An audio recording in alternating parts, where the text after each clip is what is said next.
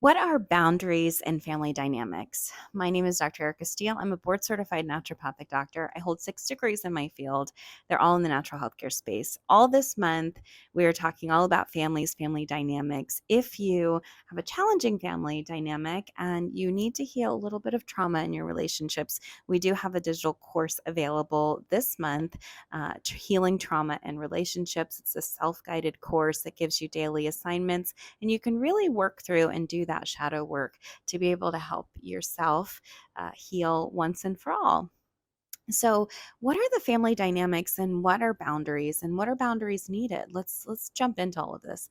So, the family dynamics are these agreements, these thoughts, these beliefs, these patterns that family systems develop. And a lot of times they develop over many generations. They're just agreements, that have been taken on largely unconscious. And when I say unconscious, meaning like people aren't even aware or present to them. They just operate within them because they think, oh, yeah, this is just the way we do it. This is the way we've always done it. Why not continue?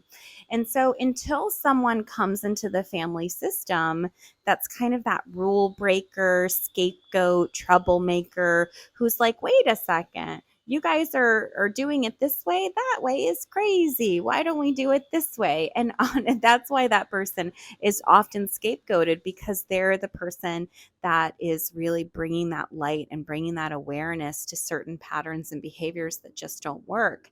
So, how does that work when you are that person, right, who sees things and others don't necessarily see it? So that's where those boundaries come in. So really keeping your autonomy. A lot of times in family systems there's enmeshment, meaning there's too close of relationship, meaning there's a lot of manipulation going on, there's a lot of control going on, there's a lot of passive aggressiveness going on. And so these dynamics really are unspoken and unconscious and they pull on each other. And so part of you reclaiming that and setting boundaries for yourself is really identifying yourself, right? What your thoughts are, what your beliefs are, what you feel. And a simple way to do that is just by journaling out some of the random thoughts and beliefs that you develop as the families, like we don't do that, we don't talk about that, we don't, date this type of person or whatever, right? There can be all kinds of different family dynamics and family agreements in the area of relationships, in the area of money, in the area of self-worth, self-care. There could be one that says we're always going to give to other people. We're always going to neglect ourselves. We see that a lot in religious upbringings where, it's just taught that you just give and you give and you give and you give and you give. And there's this thought, this idea that, giving to yourself is selfish and it's not healthy. And these are wildly inaccurate because we know that if we're constantly pouring from an empty cup, guess what? We're going to be, totally distraught and burnout and all of the things. So here's the deal. When we start to set these boundaries, unfortunately, not everyone is going to like it. And I know that can be really challenging and really difficult, especially when you're starting to break free from that because let's face it, it's so much easier to go with the flow. It's so much easier to be quiet and not say anything. It takes a lot more courage to step out and say, you know what, this doesn't work, that doesn't work. Here's why I'm not willing to be a part of this, etc. But when you do that, you can oftentimes either become a target or be ostracized.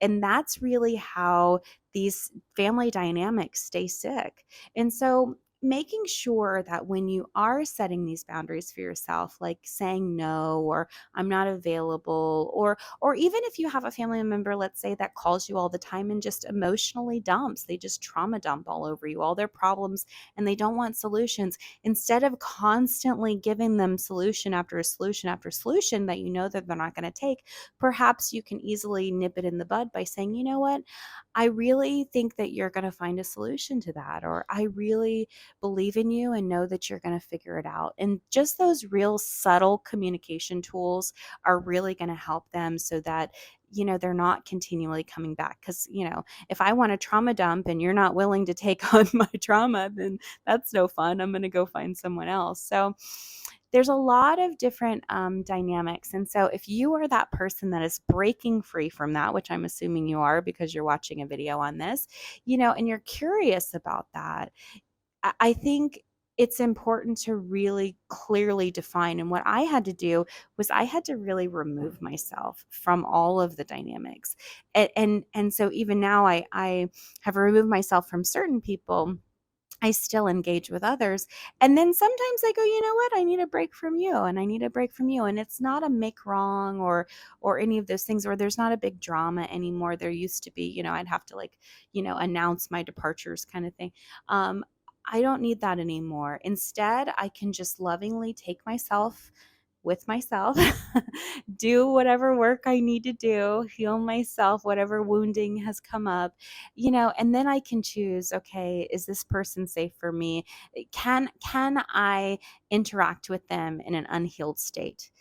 Or do I feel like I need to fix them, control them, shame them, etc.? And if that's the case, I'm only going to cause friction in both dynamics, because if they're not willing to look, and I'm the one constantly, berating or telling them, oh, look here, look here, look there, it's just not going to be a healthy dynamic back and forth. We're all responsible for our own healing.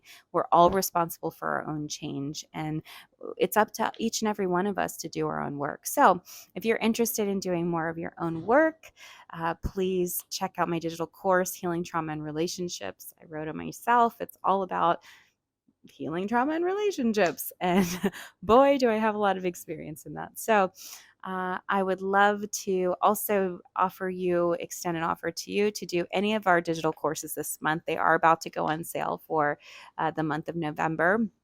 We're going to have meal plans and all kinds of stuff. Well, we already do, but they'll be on sale and that kind of thing. And because it's cough, cold, and flu season, definitely check out my protocols for that. So my name is Dr. Erica Steele. Thank you so much for tuning in, and share, and subscribe for more.